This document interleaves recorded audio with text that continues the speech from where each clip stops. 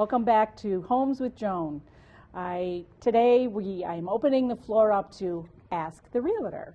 I have a few friends with me today that are going to be asking questions that were posted out on my website and also ones that they had to try to give you a well-rounded idea as to what's going on in today's real estate market.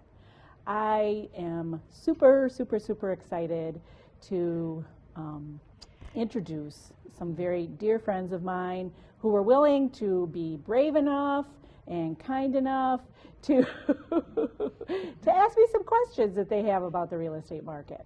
I have Pam Belding and Kathy Fallon and Paige Denver with me today, all of whom have either bought or sold a home, live in our community, and have some awesome questions to ask me about real estate. We're going to start with, in this segment, about selling your home. Everyone always asks many questions about selling our homes and when do I do it and how do I do it and where do I start first. So I'm going to start with Kathleen. And Kathleen, you want to have, what burning question is on your mind? When is a good time to list your home? Well, I will tell you that is probably the number one question that a real estate agent would be asked. And the real answer is, in my mind, when you're ready. When you're ready to sell your home is the best time. Now, if you're looking at the whole process, they normally say the best time to sell your home is in March or April. And the reason that is because there's normally a lot more properties for buyers to look for. But when you're looking at selling your home in the winter, you actually have a little leg up because you're really working with serious buyers. You're working with people who have been serious about finding their home. Last year they might have lost out because of all the home, we're in a very much a seller's market right now. There's limited inventory. So I always like to tell people when they ask me that question, are you ready?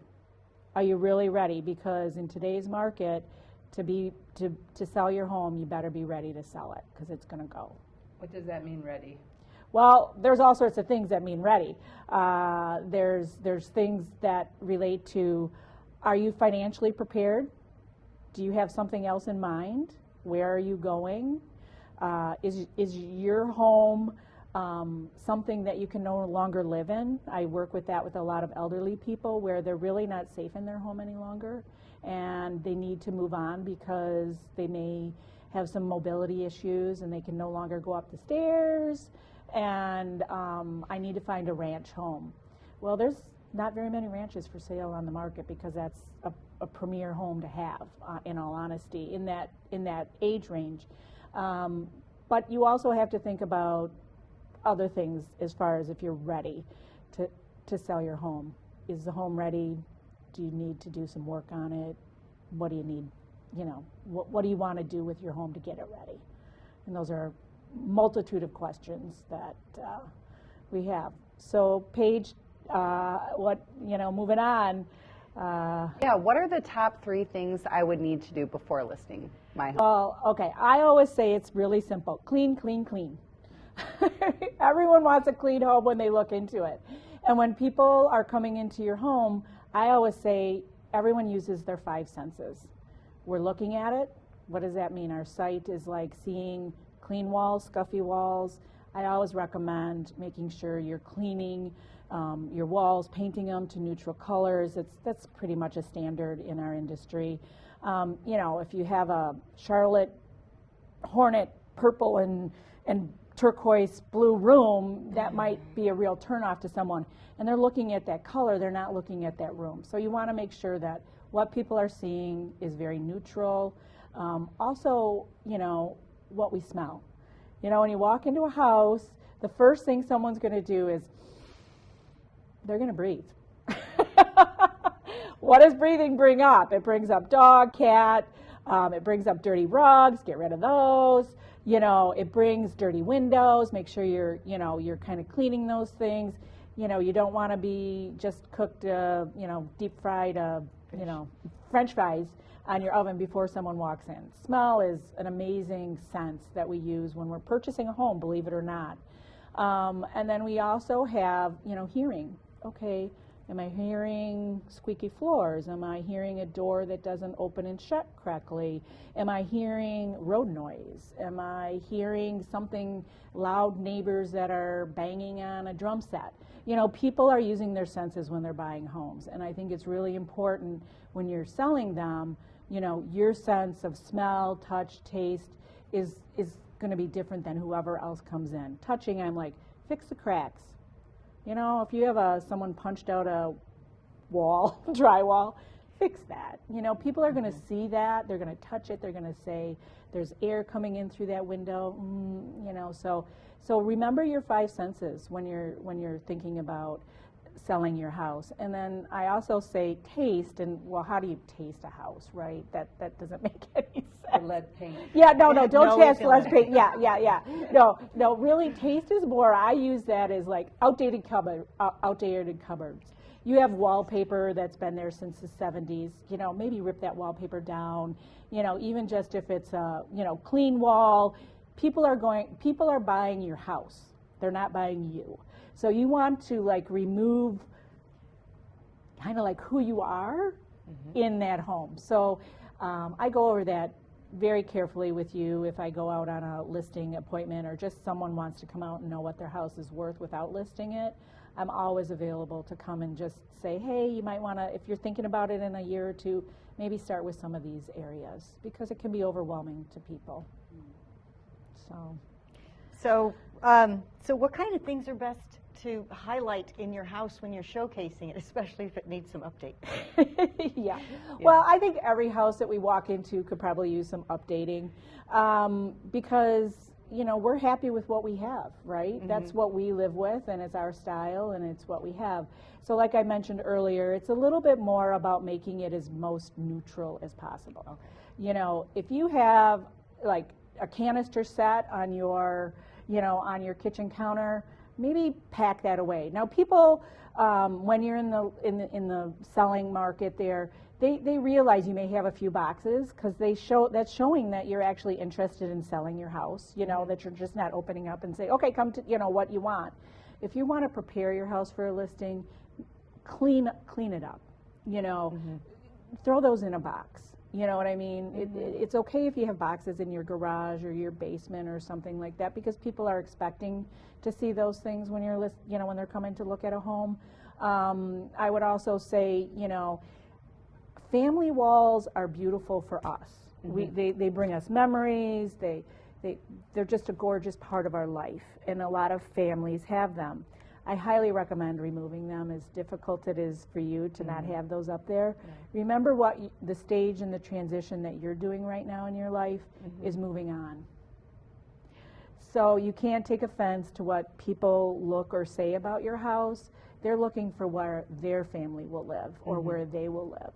So as you're doing that, just remember trying to eliminate. Okay, so what's the difference between keeping it clean but then staging? Because I've heard of staging a home. What is that? Well, I will tell you, I believe in staging. I think it's an amazing investment in a home if you really, if you are looking to get top dollar for your house. Okay. Just like you use a professional to clean your teeth, you want to have a professional that stages your house. Okay. You have your taste, and then there's a very neutral taste out there, and you want to make sure that when you're getting your home ready for that selling point, that you really are showing your diamond.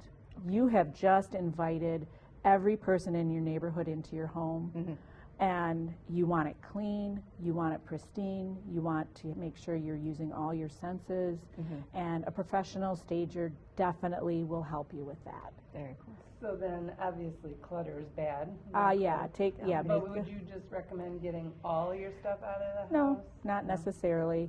I truly believe that people, you know, having that space where people can see, oh, that would be a great office. It's great to have an office set up in there, but don't have all your papers all over your desk. You know, you just don't want people to see what you have there. You know, but if it looks like a beautiful office with lots of space and you can see yourself moving into that space, that's the way to go. I really believe that, even in a bedroom, some people now, because of so many people working from home, have changed a bedroom over to an office, and some are used for dual purposes. That's fine. You're still living in your home, but just make sure it looks as though it's welcoming and that things are tidy and that, it's ready for that next person to come in and take your house. So thank you for those questions. We're going to go to break here, and when we come back, we're going to focus on buying a home in today's real estate market.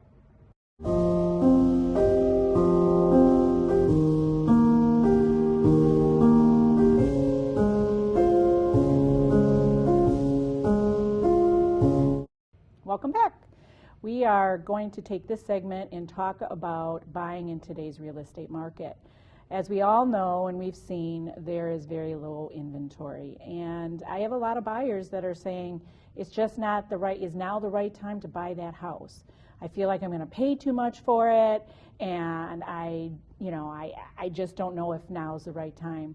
So we have some questions that I'm going to be answering, and let's get back at it. Kathleen, what do you got for me? So I guess I'm wondering how I can, be sure that I qualify as a stable, low-risk buyer, like what I can do. Yeah, so that's a really important phase of purchasing a home. There's a lot of people that see a house on Zillow and say, oh my gosh, this is my dream house. I have to see it. I want to see it right now, but what can I do? How can I get in there? And I say, well, call me.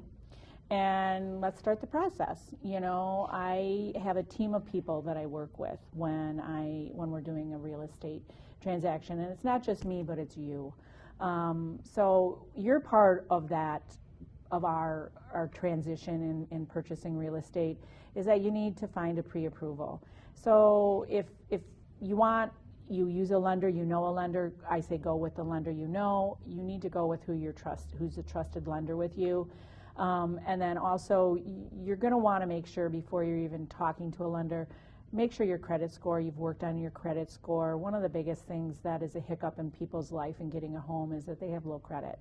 And lenders are going to want to see a good credit score. They're also going to want to make sure you have stable income. They don't want to see you bouncing around to 7 different jobs and not keeping one and having one. Once again, these are what your lender will ask you, but it's questions that I just kind of preempt you to think about because you're going to make that call to the lender. And then the next thing is, make sure you have some savings. A down payment is good. It'll show force, and it'll make you a pristine buyer when we put in the offer for the home that you're looking for. And then, of course, a pre-approval letter is always you'll need one. It has to go with your purchase agreement.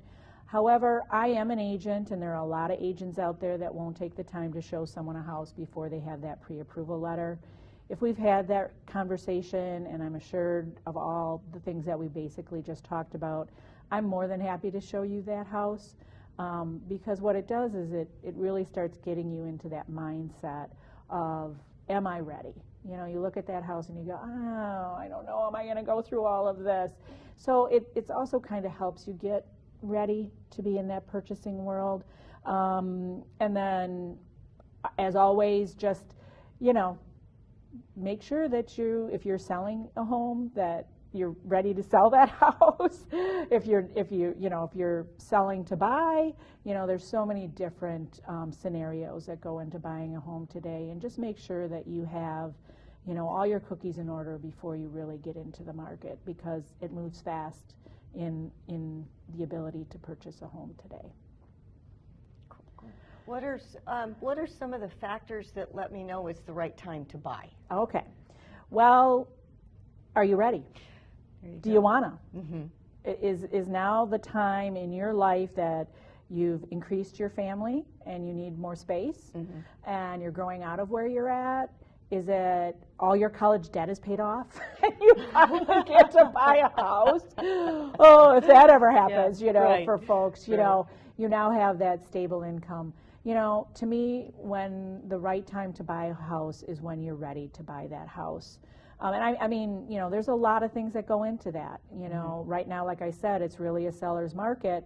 However, the equities that people are making on even if they buy a house today, and let's say, and we're moving up, we're not seeing a downturn in the housing market at all with all of the national big chief people, Fannie Mae and Freddie Mac and all the people that really determine housing markets. They're saying it's only going up. So you may think you're buying high right now, but in a few years you're probably still going to sell high. Just of the way our economy is working and where we're at. So is there a best time?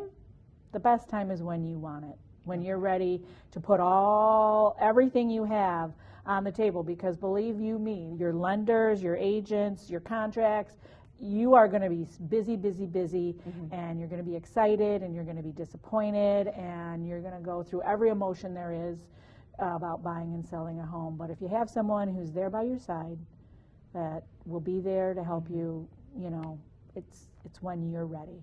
That's my answer. Very cool. So then, what are some top questions that we should ask the seller before we write an offer? Sure. So I always believe that, you know, people get very emotional with houses. It's the instant, I love it, oh my gosh, did you see that kitchen? I die for that kitchen, right? That's how I am. Well then, is that refrigerator 25 years old? And now I gotta replace, like, stuff. So I always go into it with, you know, every seller has to complete what's called a seller disclosure form. And on that seller disclosure form, it's going to tell you the age of the roof, it's going to tell you the age of the furnaces, it's going to tell you the age of the appliances, you know, any upgrades that have been done recently. Is there a septic field that needs to be tested or is outdated? You know, so I believe really one of the first things to do is ask either your buyer's agent, you know, to make sure that you get those seller disclosures before you put in any offer. Because you will sign understanding that you know the blemishes potentially. Or, you know, oh wow, this is a great house. They just did all these upgrades in 2021. I'm not going to have to put in all this extra money into this home. So those seller disclosures are super important.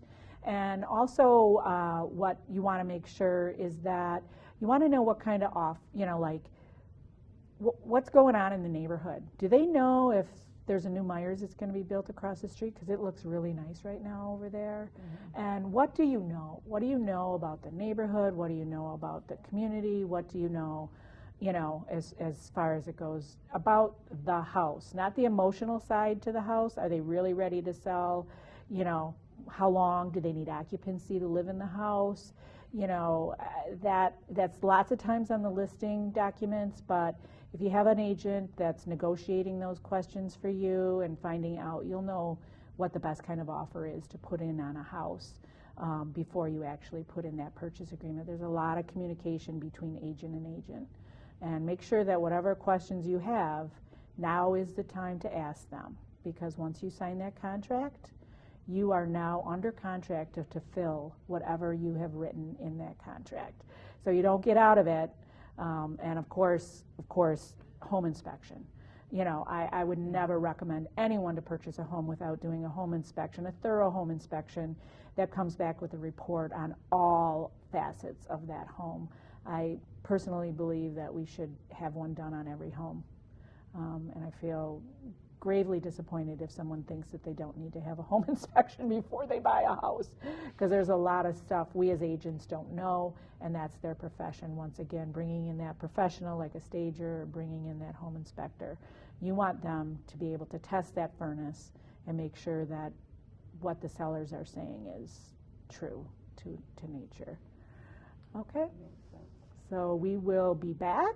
Next time it's just going to be a free-for-all, like, so what does a real estate agent really do? Well, we'll tell you. Thank you.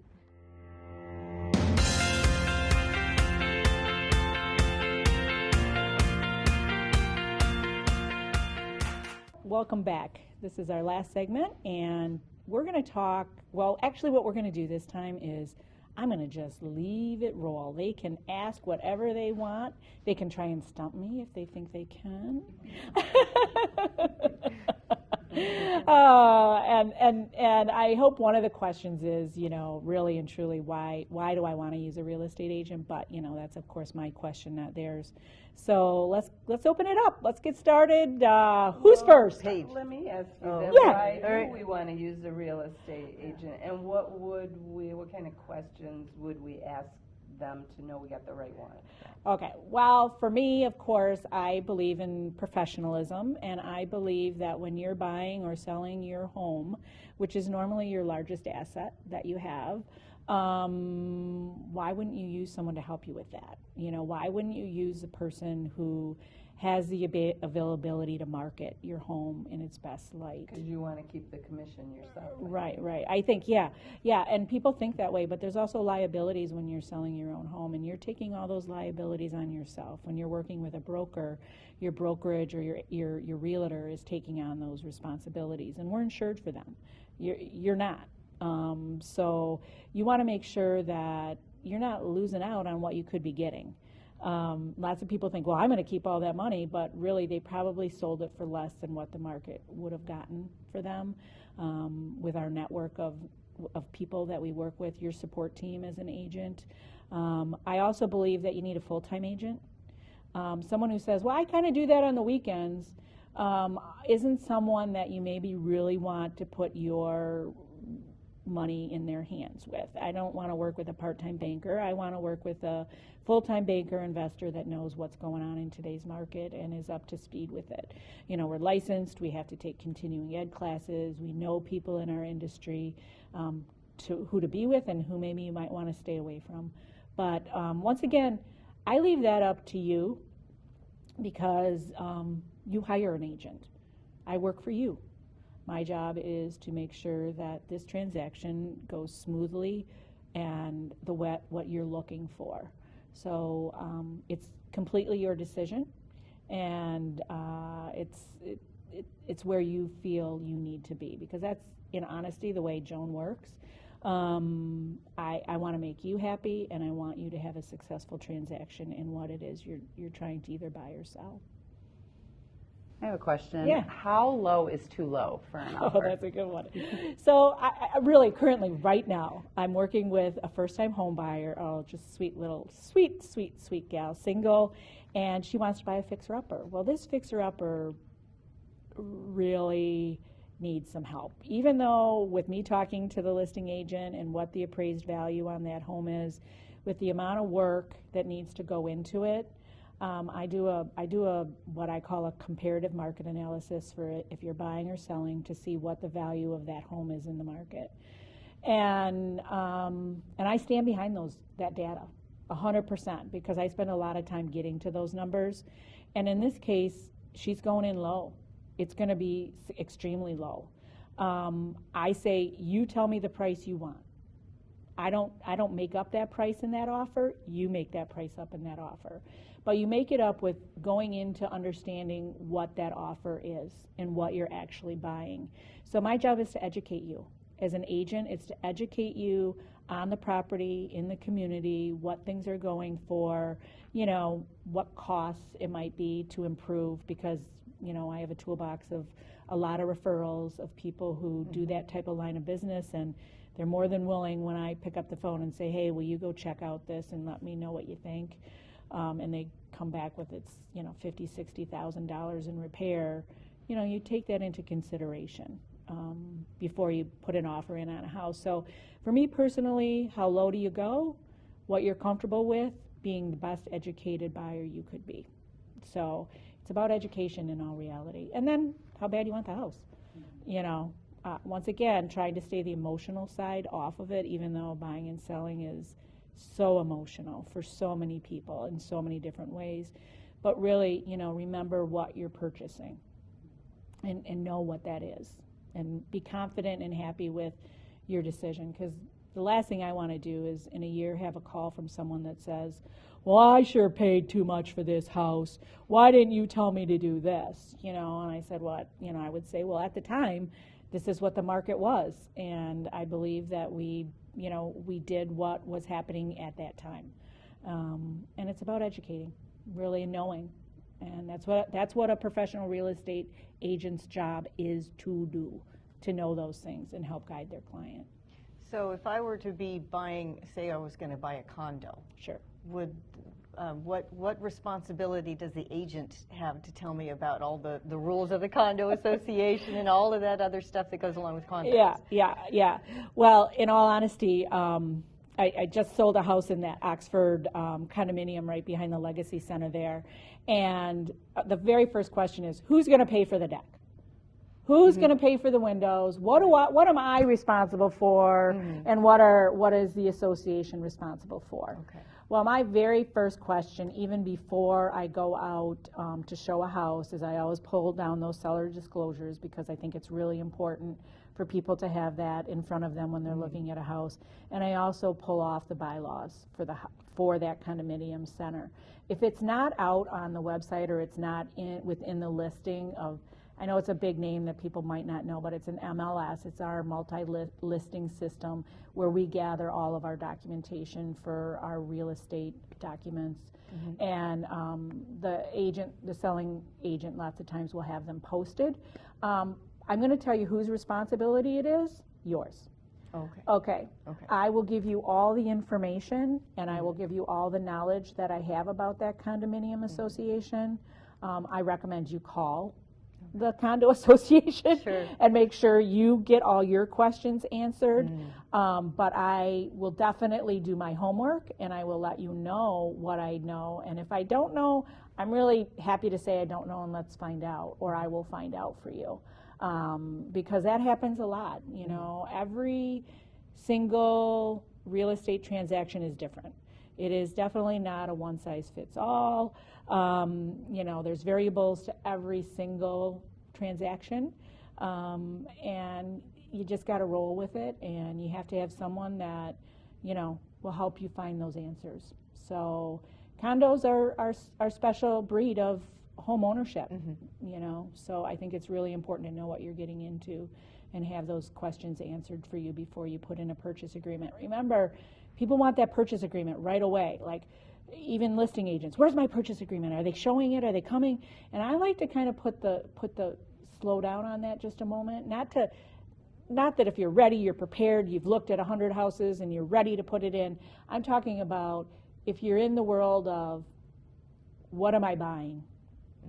And I think you should put that before the emotional part of, this is the home of my dreams. And so I think it's truly about educating yourself, you know, and having someone there that's going to help you with that. So. Yeah, we were just talking about this before, but why should you buy when it's a seller's market? Sure. Well, you know, we don't know when we have to buy a house. You know, sometimes we're pushed into it for multiple reasons, lifestyle changes. You know, some people just got divorced and they need to sell that house, or, you know, your mom is no longer able to stay in that house any longer and you need to find her a new place to go. And all of a sudden you're put into this world of buying, you know, and like, so I will say that buying in a seller's market has its challenges, but it also gives you it can give you a wide variety of opportunities during the right period of time. Right now in the winter, like I said earlier, you know, you're looking at serious buyers, and then, you know, come the spring, there's going to be more inventory on the market, and, you know, that's when we'll get into negotiation battles, and, you know, we may find that perfect house. So why?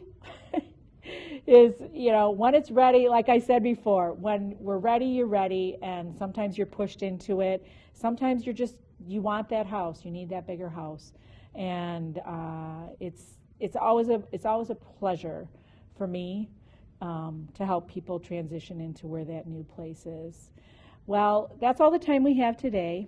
I just really want to thank you all, my friends, for being brave enough to be with me and not, you know, throw me under a bus or anything like that. But please, if you have any questions, don't hesitate to reach out to me, Joan with National Realty Centers, 248-724-6163. You can look me up on Facebook. This little YouTube will be on there shortly when it's all edited and we look perfect.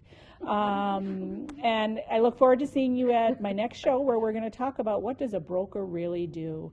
Until then, please stay true to your heart and be joyful.